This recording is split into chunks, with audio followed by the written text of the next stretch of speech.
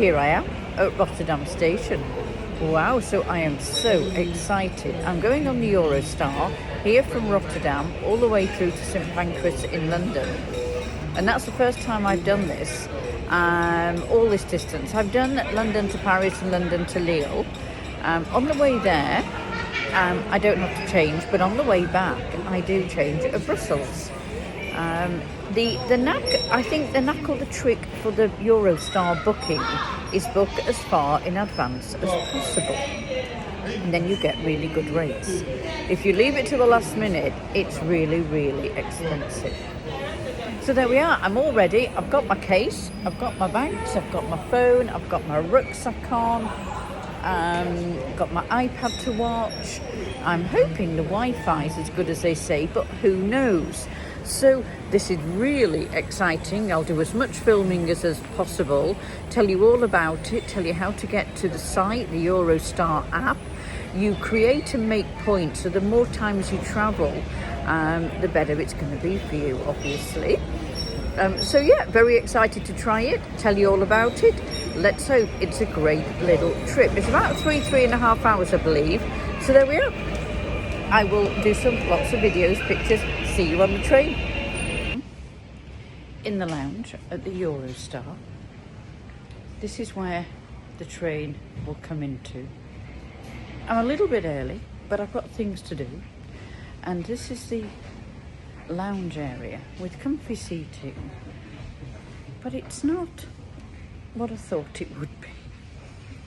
It's a little bit like the lounges you get on the first class travel for Virgin with a vending machine. But you do get a fantastic view of Rotterdam station. And you get to see all the trains and the people. So you get a lovely view. And we're still on the sticky up hair bit. So I came through with, you check in first with your barcode off your ticket. I had mine on my phone. You can save it to your wallet, which makes life so much easier than having to print it out, because I don't have a printer. Probably not many of us do now and again. That little sticky up's got to go. And then you came to the passport control. Now I have a Netherlands residence card, but I also had to show my English passport as well. But coming back in, I would only show my residence card, which is interesting. And then you go further around the corner to border control, which is 20 steps away with no outward access, but they ask for your passport again. And then she asked how long I was going to the UK. And I said, oh, you know, for a week or so on a holiday. And I said, oh, is that a reason for that, you know, as to, is there a time limit that I didn't realise there was or something? Now I'm a resident here and it's Brexit done. She said, no, I'm just making polite conversation. So then you come all the way through. Now, I've no idea how many people can fit on the train, but this isn't a very big area. So this could be fun in itself. But I have to say it's very clean and fantastic. Plugs everywhere. So just in case the train, having had a lot of experience of train travel with rubbish Wi-Fi and no plug sockets, I'm going to top up everything. So there we are. First bit of the journey on the Eurostar to St Pancras in London. Why are you holding the passport? Alright, give it that. Am I still need the shuffle? Yeah.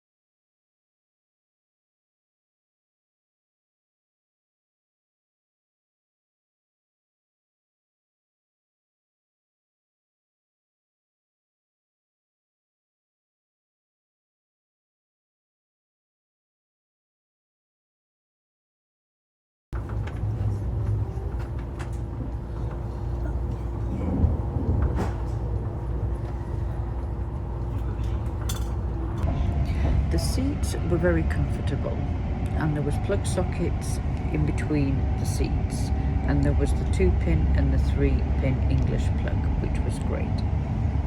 There was plenty of drinks offered, plenty of snacks.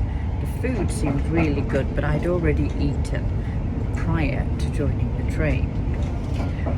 Plenty of toilets, plenty of space to put your baggage, which is unusual on trains, so they really thought that through.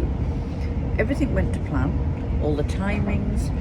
It was a shame it was raining, so you didn't see as much of the countryside as I would have loved to. Going through the tunnel was an experience, and then coming out in the, I'll say, sunlight. It was sunny but raining a little. To say, I left home relatively early because of all the issues with travel over the last few months.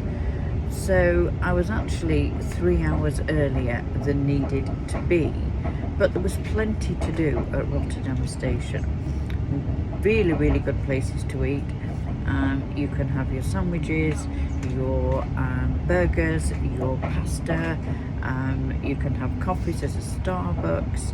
There's something similar to Boots called Ethos, which has makeups and pharmacy, toiletries. There's a Hamer, which sells every single thing you possibly need, and lots of things to do to keep you occupied. And then obviously you could go out into Rotterdam if you wanted to, and you've got the time to do that. If you're going to travel from the Netherlands to London, you've got a wonderful 3.5 hours to relax, read a book, write a blog, start your book you're going to write, listen to an audio podcast, just chill out and relax, because the internet is the biggest downside for me. But saying that, I had a lovely relaxed trip, arrived in London at the time they said, and would I do it again? Yes, I would,